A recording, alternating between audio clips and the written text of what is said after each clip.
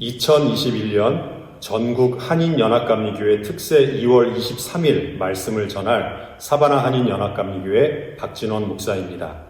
오늘 말씀은 이사야 30장 15절에서 24절까지 말씀입니다. 제가 봉독해 드리겠습니다.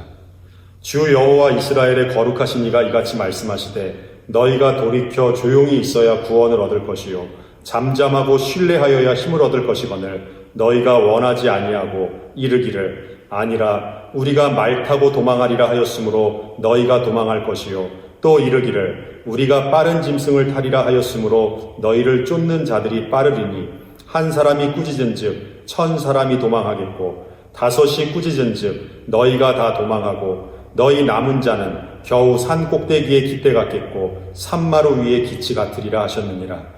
그러나 여호와께서 기다리시나니 이는 너희에게 은혜를 베풀려 하심이요 일어나시리니 이는 너희를 긍휼히 여기려 하심이라. 대저 여호와는 정의의 하나님이심이라. 그를 기다리는 자마다 복이 있도다.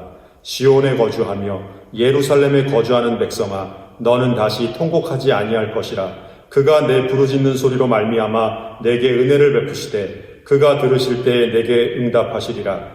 주께서 너희에게 환난의 떡과 고생의 물을 주시나 내 스승은 다시 숨기지 아니하시리니 내 눈이 내 스승을 볼 것이며 너희가 오른쪽으로 치우치든지 왼쪽으로 치우치든지 내 뒤에서 말소리가 내 귀에 들려 이르기를 이것이 바른 길이니 너희는 이리로 가라 할 것이며 또 너희가 너희 조각한 우상에 입힌 은과 부어 만든 우상에 올린 금을 더럽게 하여 불결한 물건을 던짐같이 던지며 이르기를 나가라 하리라. 내가 땅에 뿌린 종자에 주께서 비를 주사 땅이 먹을 것을 내며 곡식이 풍성하고 기름지게 하실 것이며 그날에 내 가축이 광활한 목장에서 먹을 것이요 밭 가는 소와 어린 나귀도 키와 새스랑으로 까부르고 맛있게 한 먹이를 먹을 것이며. 오늘은 이사야 30장 31장에 나오는 본문을 가지고 애굽을 의지하지 말라라는 제목으로 말씀을 나누려고 합니다. 먼저 이사야 30장 15절의 말씀을 보면 하나님을 주 여호와 이스라엘의 거룩하신 이가라고 굉장히 하나님을 길게 표현하고 있습니다. 하나님이 무슨 말씀을 이제 하시게 되는데 굉장히 중요한 말씀을 하시게 될 것 같습니다. 주 여호와 이스라엘의 거룩하신 하나님께서 하신 매우 중요한 말씀은 너희가 돌이켜 조용히 있어야 구원을 얻을 것이다. 잠잠하고 신뢰하여야 힘을 얻을 것이다입니다. 조용히 있으라, 잠잠히 있으라, 그리고 신뢰하라. 그래야 구원을 얻고 힘을 얻을 수 있습니다. 도대체 이스라엘 백성들이 어떤 행동을 했기에 주 여호와 이스라엘의 거룩하신 하나님께서 이스라엘 백성들을 향해서 조용히 있으라, 잠잠하라, 그리고 신뢰하라 이러한 말씀을 하셨을까요? 그 이유는 오늘 말씀의 제목대로 이스라엘 백성들이 하나님을 의지하지 않고 애굽을 의지했기 때문입니다. 이스라엘은 하나님의 백성입니다. 하나님의 백성은 당연히 하나님만을 의지해야 합니다. 하지만 이스라엘 백성들이 애굽을 의지했습니다. 하나님에 대한 믿음의 태도에 심각한 문제가 생기기 시작한 겁니다. 이스라엘 역사를 보면 북이스라엘도 남유다도 모두 멸망했습니다. 그들이 가진 힘이 약해서 멸망한 것이었을까요? 물론 이스라엘은 애굽이나 아수르, 바벨론과 같은 강대국에 비하면 매우 힘이 약한 나라였습니다. 하지만 이스라엘이 멸망한 이유는 그들이 힘이 없어서가 아니었습니다. 하나님에 대한 믿음의 태도 때문에 멸망한 것이었습니다. 오늘 본문은 그 사실을 정확하게 깨닫게 해줍니다. 15절에서 하나님이 말씀하십니다. 너희가 돌이켜 조용히 있어야 구원을 얻을 것이요 잠잠하고 신뢰하여야 힘을 얻을 것이거늘 너희가 원하지 아니하고. 하나님은 이사야 선지자를 통해서 이스라엘 백성들의 잘못된 신앙 자세, 잘못된 신앙의 태도를 지적하십니다. 하나님은 정말 정확하신 분입니다. 정확하고 분명하게 이스라엘 백성들의 잘못을 지적하십니다. 이사야 30장에서 하나님이 이스라엘 백성들을 부르실 때 사용하신 충격적인 명칭이 있습니다. 1절과 9절에 나오는 패역한 자식, 패역한 백성입니다. 하나님이 이스라엘을 향해서 패역한 자식, 패역한 백성이라고 부르십니다. 패역이라고 하는 단어의 사전적 정의는 일부러 도리에 어긋나게 행하는 이치에 거스르는 행위입니다. 일부러 등을 돌리고 일부러 거역하고 배반하는 행위를 말합니다. 모르고 하는 행동이 아니라 알면서 하는 그런 행위입니다. 이스라엘 백성들은 애굽을 의지하면 안 된다는 것을 알고 있었습니다. 오직 하나님만 의지해야 한다는 사실을 잘 알고 있었습니다. 하지만 애굽을 의지했습니다. 그것이 잘못된 일인 줄 알면서, 그것이 하나님이 싫어하시는 일인 줄 알면서 애굽을 의지했습니다. 이스라엘 백성들이 애굽을 의지한 이유를 이사야 30장 2절에서 이렇게 설명합니다. 그들이 바로의 세력 안에서 스스로 강하려 하며 애굽의 그늘에 피하려 하여. 애굽의 바로를 의지하면 자신들도 강하게 될 줄 알았습니다. 스스로 강하게 하여 애굽의 그늘이 뜨거운 햇살을 피하게 해줄 줄 알았습니다. 애굽의 그늘에 피하려 하여. 그런데 애굽은 사실 썩은 동아줄이었습니다. 마치 종이 호랑이처럼 힘을 잃어버린 나라가 애굽이었습니다. 실제로 아수르가 유다를 공격했을 때 애굽은 하나도 도움이 되지 못했습니다. 이사야 30장 7절에서 정확하게 애굽의 상태를 이렇게 말합니다. 애굽의 도움은 헛되고 무익하니라. 그러므로 내가 애굽을 가만히 앉은 라합이라 일컬었느니라. 라합은 리워야단이나 악어와 같이 힘이 센 거대한 동물을 의미합니다. 바로 라합은 강대해 보이는 애굽을 의미합니다. 그런데 성경을 보면 가만히 앉은 라합이라고 기록하고 있습니다. 거대한 리워야단 라합이 가만히 앉아 있습니다. 제가 살고 있는 사바나시는 조지아주 남부 바닷가에 있는 도시입니다. 이곳에는 크랩쉑이라고 하는 아주 유명한 식당이 있는데 그 식당에는 악어를 볼 수 있는 그런 장소가 있습니다. 그곳에 가면 큰 악어도 있고 작은 악어도 있는데 악어들이 눈 감고 가만히 있습니다. 악어는 무서운 짐승이지만 우리 안에서 잠자고 있는 악어는 하나도 공포스럽지 않습니다. 마치 동물원 우리 안에서 가만히 무기력하게 앉아있는 악어가 바로 애굽의 현실이었습니다. 그런데 이스라엘은 그러한 무기력한 애굽을 의지했습니다. 그래서 하나님께서는 이스라엘을 패역한 자식, 패역한 백성이라고 부르셨습니다. 8절과 9절에 무서운 말씀이 나옵니다. 하나님께서 이사야 선지자에게 이스라엘 백성의 현재의 모습을 정확하게 서판에 기록해서 후세에 영원히 볼 수 있게 하라고 지시합니다. 하나님의 평가서의 내용이죠. 하나님이 어떻게 평가하셨는지 9절에 그 내용이 나옵니다. 대저 이는 패역한 백성, 거짓말하는 자식들, 여호와의 법을 듣기 싫어하는 자식들. 이것이 하나님께서 서판에 기록하라고 하신 이스라엘 백성들에 대한 평가서의 내용입니다. 얼마나 무서운 하나님의 평가인가요? 30장 13절과 14절을 보면 담이 불쑥 나와 순식간에 무너짐같이, 그리고 토기장이가 그릇을 와장창 깨뜨려 버림같이 무너지게 하시고 깨뜨려 부수시겠다고 말씀하십니다. 여기까지 해서 모든 일이 끝나버리면 너무나도 허무할 것 같은데 하나님은 참으로 은혜가 풍성한 하나님이십니다.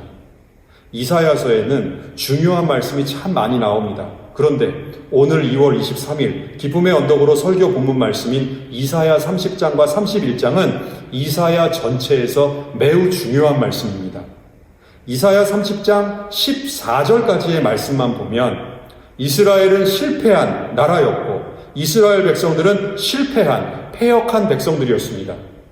나라는 불쑥 나와버린 담장처럼 단번에 무너져버렸고 사기 그릇이 와장창 깨져버리듯이 나라가 완전히 멸망했습니다.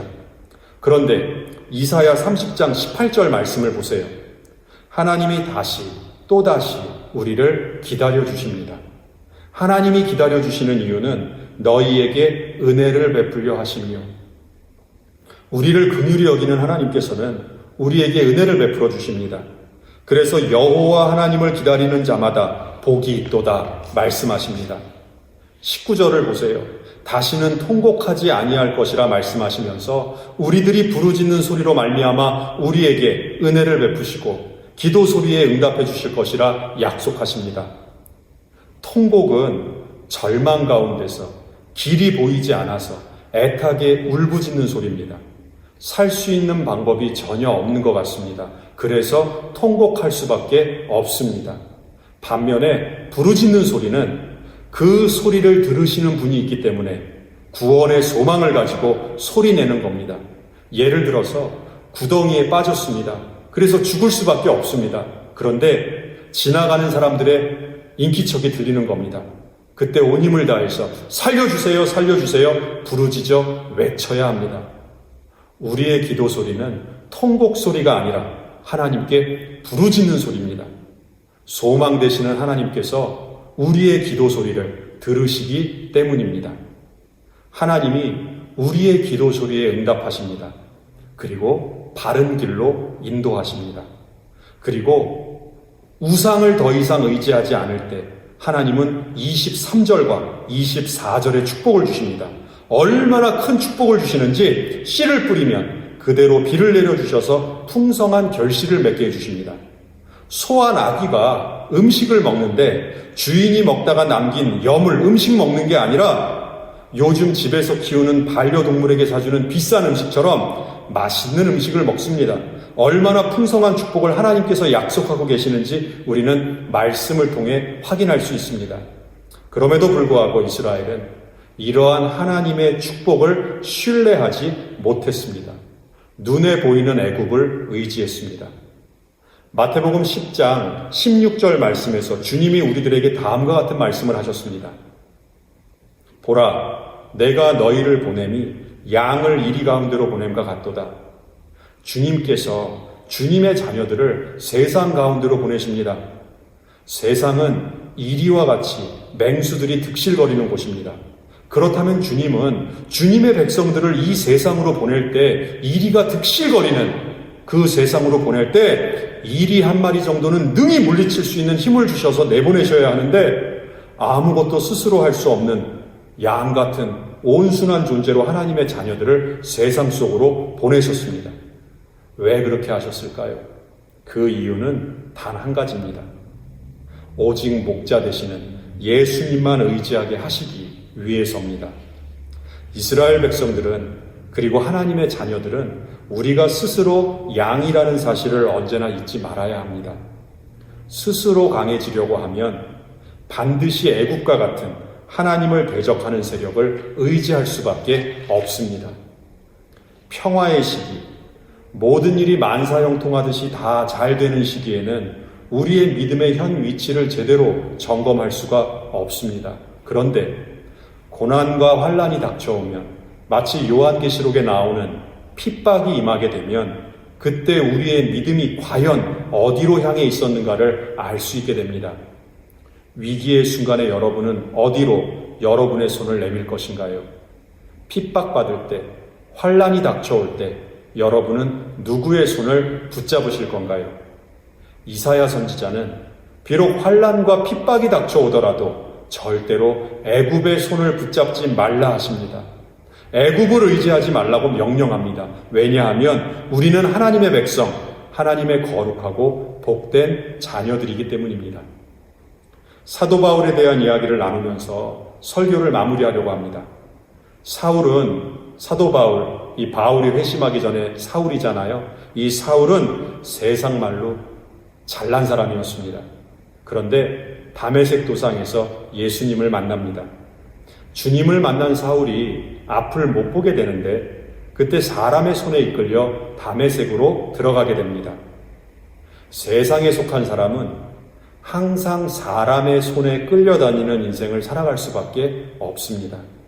그런데 주님을 만나서 성령 충만하게 된 사울은 눈에서 비늘 같은 것이 벗어져 영적인 것을 바라볼 수 있는 영적 해안을 갖게 됩니다.